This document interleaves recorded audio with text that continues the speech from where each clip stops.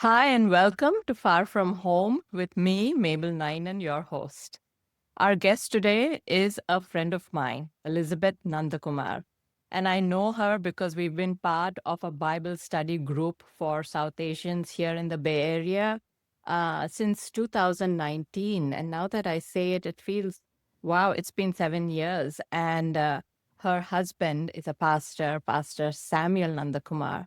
So her husband, whom we call Pastor Nanda, and Liz have been part of this group, and they've been good friends, and I've learned so much from the couple. So a little more, I'd like to introduce Liz to you before we move on and get to know her better. Elizabeth Nandakumar's life stands as a compelling testament to dedication, faith, and an unwavering commitment to uplifting others. Born and raised in Kolkata, she discovered early a passion for learning and teaching, one that would shape the course of her life and legacy. After graduating from Loreto College, she earned her bachelor's degree in English and History from the University of Calcutta, followed by a master's degree in English literature.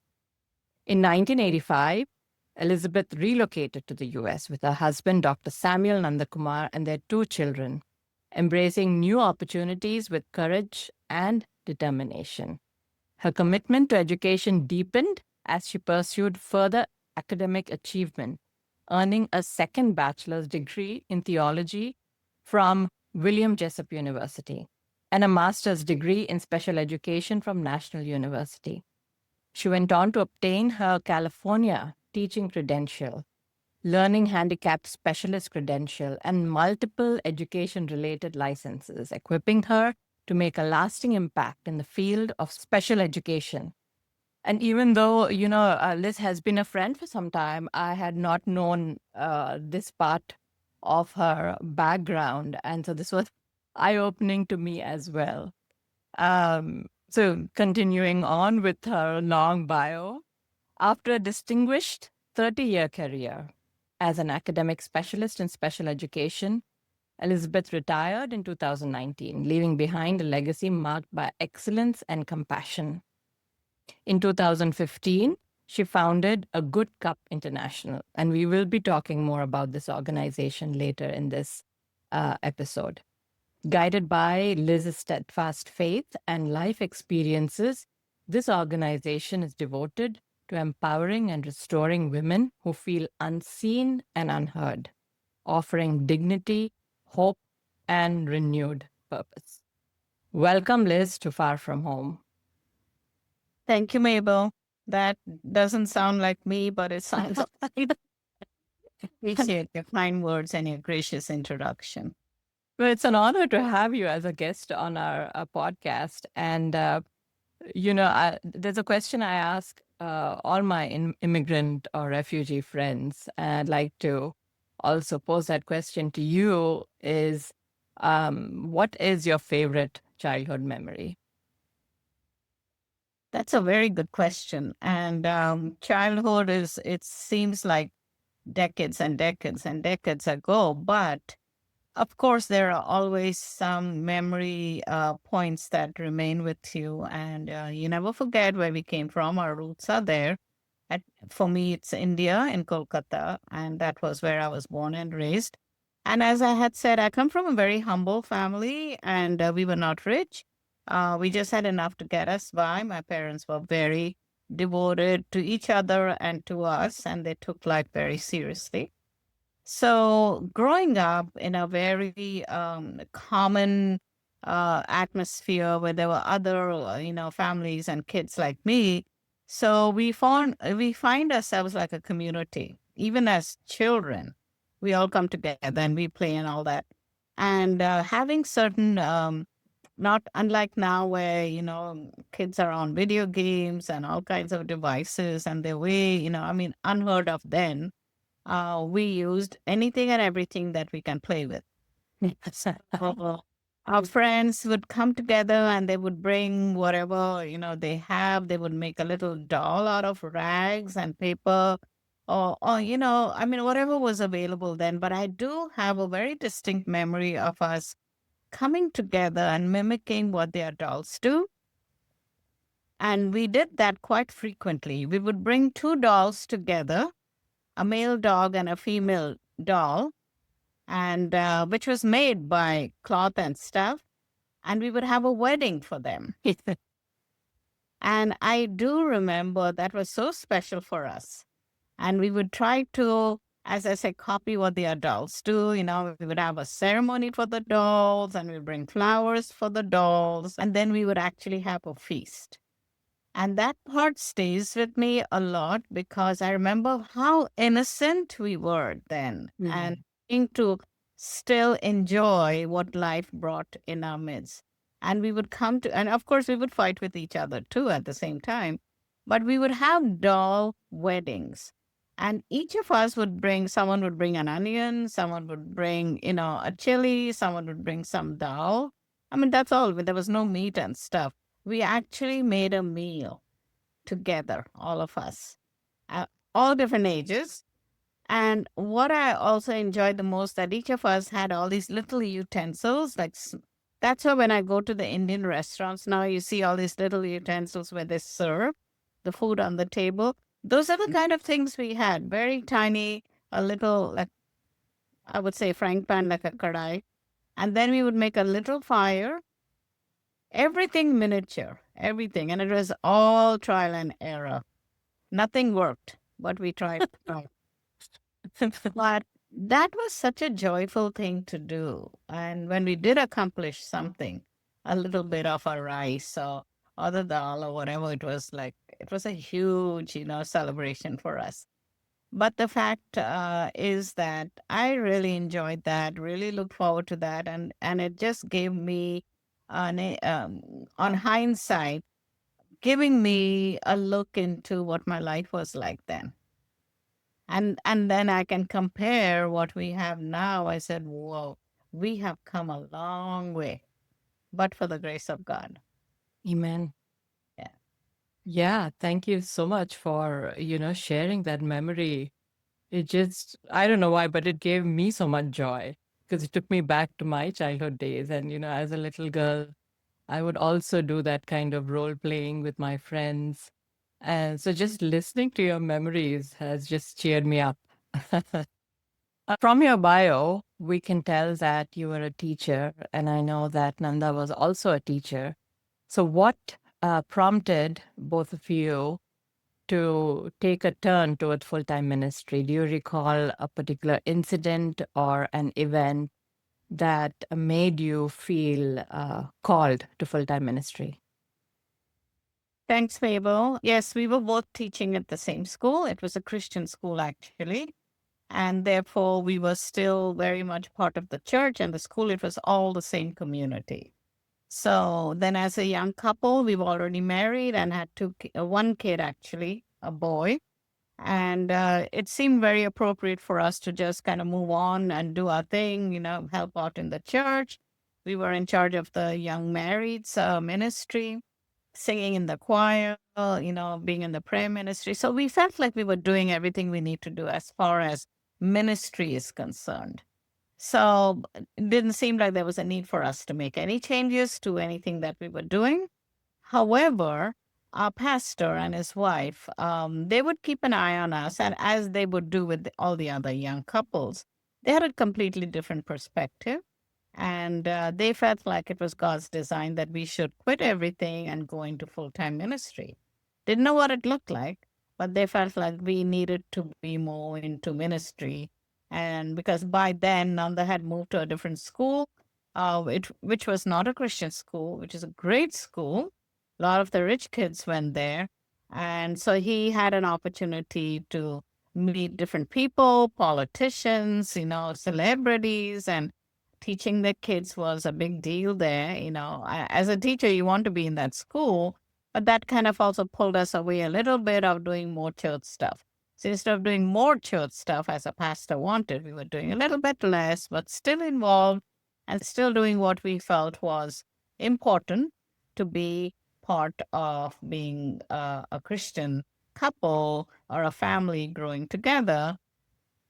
However, as I said, there was nothing dramatic, but overall, our calling to go into full time was a slow and a very slow process, and there's nothing dramatic about it. However, we kept getting these recommendations and these reminders from our pastor to be more involved in other stuff in leadership. So one day Nanda went. I was almost like 8 months pregnant with our second one, and Nanda decided it was a hot summer day. He thought he'll just go out and take his motorbike and go for a run and see, if it's still working or not, because it's been a while since he rode it. Next thing we know, he had a head-on collision with a taxi, and instead of actually hitting the taxi, he actually ended up being completely thrown from the bike in the effort to avoid it right into a landfill, Mm. which was, as you know, in India, these landfills are the last place where you want to be anywhere close to. But he landed right in the middle. It was the garbage that basically saved his life because it was all soft and not heavy stuff. And next thing he knew, he ended up in the hospital. Some people came and helped him. And besides bruises and some ligament tears, there was no threat to his life. And when they brought him home, that's when I found out everything that happened to him. Within minutes, a pastor had just arrived from United States to Calcutta from his furlough, and his wife told him, and he ended up in our home right by his bedside. And the first words he told Nanda, "Do you know why God saved your life?" And at that point, you would call it, that would be the turning point for us because we were very, like in shock, very vulnerable. So we said, we will have to pray about this. So that was a turning point in our lives that made us think about maybe there's something else we should be doing besides what we are already. And then, of course, the rest, everything followed after that. Yeah. So, is that also what prompted you to move to the US? When did you move and how did that come about? Yes. So as we started thinking and talking more about should we not, how do we do it? Because it's one thing for you to start thinking of an idea, but how do you bring that idea into being Yeah. in what it needs to be, the implementation of it. So we also, even though as you read my bio, we had our degrees and we knew what we were doing and we were happy and settled with our careers there, but we knew that in order to go into full time ministry, we need to have a biblical background, studies, going into more biblical studies. So we started exploring. At that time, there were not too many colleges or institutions, even though we did have some. But there was also a trend in our church that time of coming to America to for whatever reason. So lot of young folks, and actually it was very attractive for us to be able to follow what some of the others have done in our church and to go to college here and get the Bible degrees and then go back home too. But so many of them they never went back home. The downside of that is they never went back home, but the upside of that is that they're all in full time ministry. So it's amazing how God can use you and He chooses the location for you also. And He has it all planned out. Through some contacts, we got a full ride scholarships for both of us as a couple, which is unheard of, number one. And number two, to get visas. As a Mm. young couple with two young kids, even in those days, it was more difficult. I mean, you can come as a single, as a student, but for a couple and a young couple and someone who is able to get along with no problems in the American culture, that was not something that was taken well by the American consulate. So, but we prayed, we got the scholarships, and we got all the sponsorships with the San Jose Bible College at that time, which is now called William Jessup university. And we said, if it's God's will for us to go, we will. No matter what, no one can stop that. But if it isn't, this will be it. And then we'll go back to our happy days of doing what we were doing. Well, of course, God showed to us very clearly. He said, you are going to go to school, and you are going to serve me. And that's all we knew. We didn't know anything beyond that. And so that brought us, that was 1985. And we had a second child by then. He was almost 2 years old. So we had a 7-year-old and a 2-year-old. Um, Packed up everything, which is not much because we couldn't bring a whole lot anyway. And we barely had a couple of $100 that we could bring with us because we were students.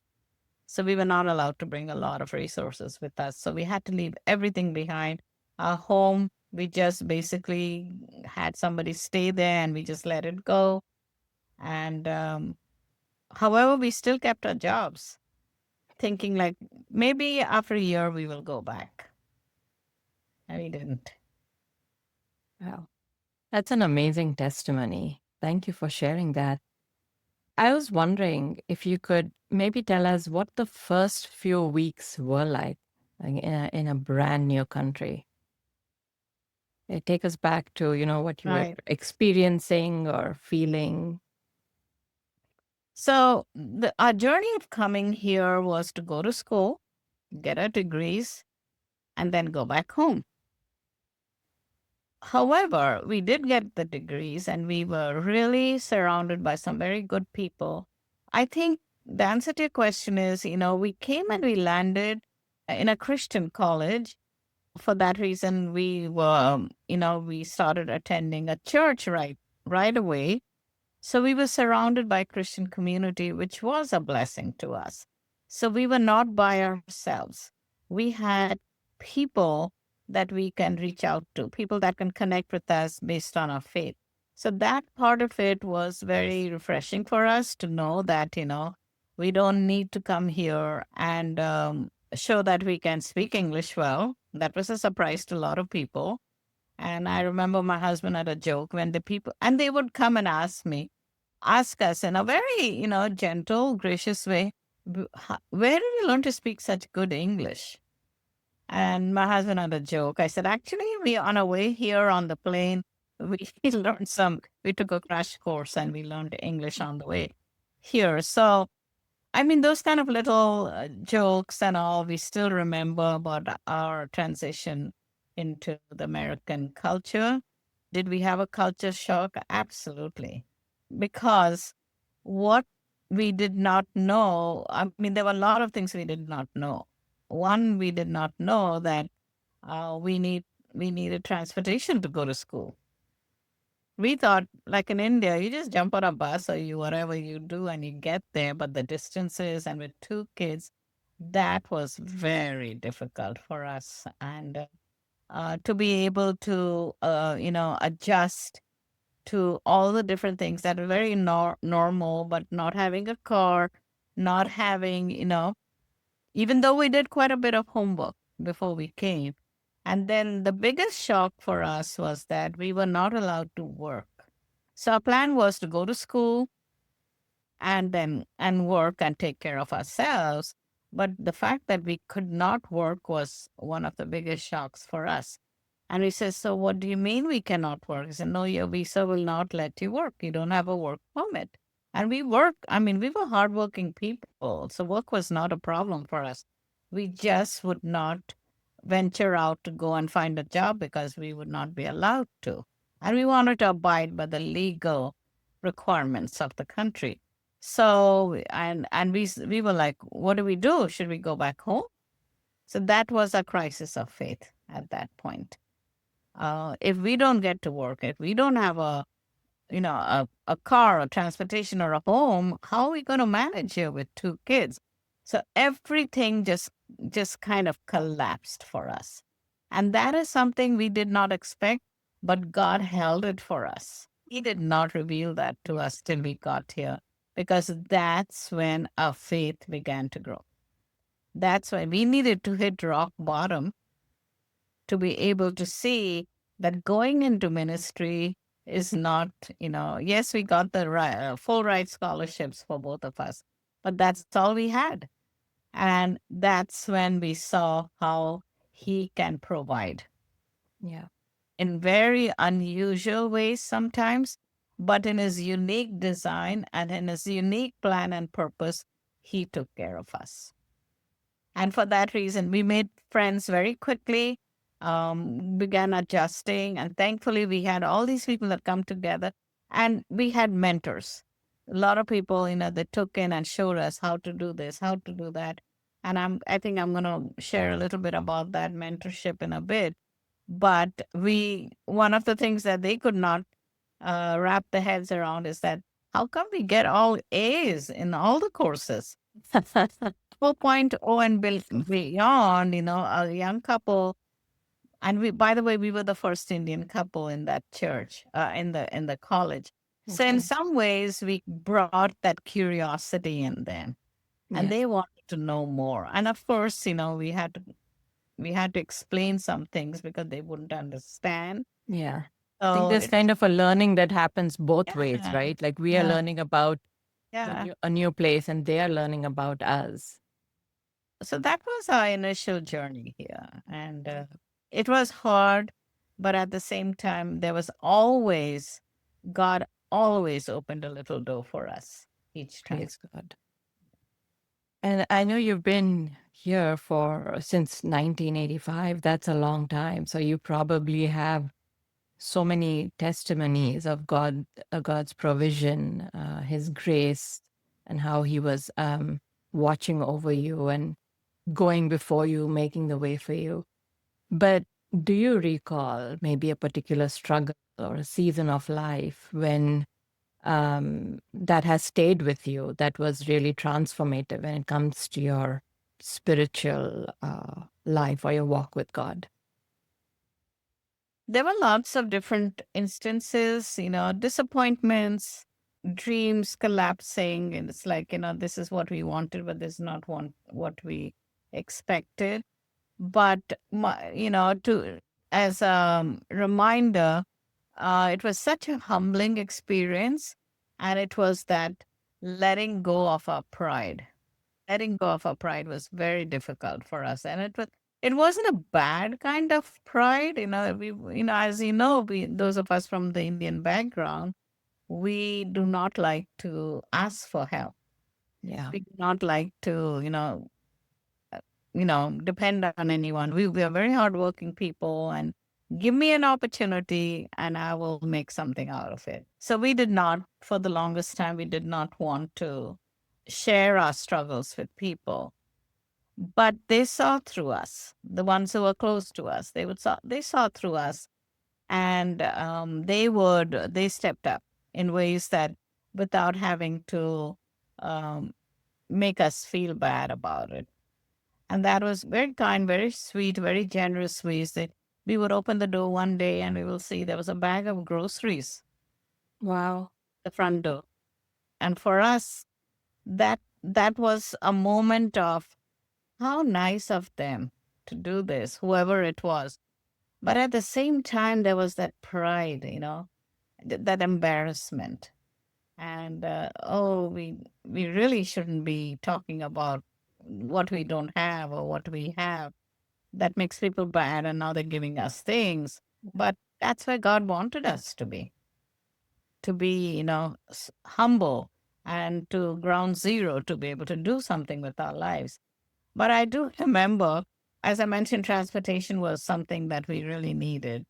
And first, somebody gave us a car, and it was an old yellow Pinto. So that's our first car. If anyone, I mean, I would always say, if you have a Pinto, be happy because it can do a lot of things for you. So that was our first car. Someone gave it to us. We were very grateful. However, Nanda did not have a driver's license. Of course, we need a California license, right? So he went for a couple of tests, driver's tests, which he just thought he'll just go and he'll pass. Well, the first time he came out of the DMV, he hit the curb right away, and then And the guy said, let's go back. So he did that a few times until we realized he needs someone to show him behind the wheel, a driver's test. What do you call that? Driver's school, driving school. He had to go. Excuse me. Yeah. And so he said, well, I'm trying to do my best because I don't have the money to go to a driving school. And that's not something that I could do anyway. So it was like we were just giving up on ourselves, you know. Every turn we took was like we needed money or we needed resources, we needed something. And we would not talk about it to anyone. And then one day, Nanda was somewhere talking to somebody or something, and he turned around and there was an envelope on the table behind him. This was in college. And he looked at it. He saw that it was an envelope. So he opened it because his name was on it. And there was some cash in there. And the cash, it gives me goosebumps even to think about it now, was the exact amount he needed to pay for the driving school. Praise God. The exact amount. And he was like shaking and he was looking around. There was no one there. Till today, we don't know. We don't know who to, we have not thanked that person. But we know God had used somebody, oh, in his divine way, supernatural way. Somehow he did that. But that really broke us to pieces. And we said, you know, why are we fighting this? We just need to let go. Let go of our pride. Let go of everything. And let God do what he has to do with us.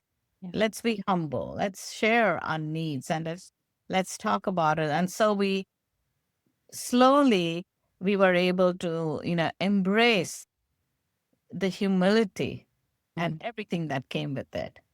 And that was like that one incident was a turning point of our lives, is that because he took the test and the driver, the instructor took him all the way to Fremont where there were less cars. And that's why he passed the test. And of course, having a car and being able to drive by ourselves gave us a lot of confidence. And that was a good turnaround for us too, to be able to go to school and go to, you know, to do all the other stuff that we needed to be doing. But it was a progress and it was a painful process. Yeah. For us. Your story, gave me goosebumps to just listening to you. And in, some ways, I can also relate to you because when you said that we have to humble ourselves here, because in many ways we start from scratch, we don't want to make our needs known. My husband and I have also in not exactly the same ways as you, but we've been through that. And I've personally learned what it means to depend on God when you don't have, your own family around, or you're unfamiliar with the culture around you. And sometimes you have problems and you don't know whom to go to because you don't have that community or family safety net that you used to have. And so what do we do? I mean, my go-to was just going to God. And my immigrant journey has taught me to depend on God in ways that I had not done, while living in India. And like you said, it has taught me humility, patience, waiting on God, and also recognizing, right, his fingerprints in my life and how he brings people to help in ways that, just like how it happened to Nanda, in ways that are inexplicable, and it has to only come from God. And that just reinforces our faith. So with every struggle, our faith gets stronger and we learn to depend on God in like different ways.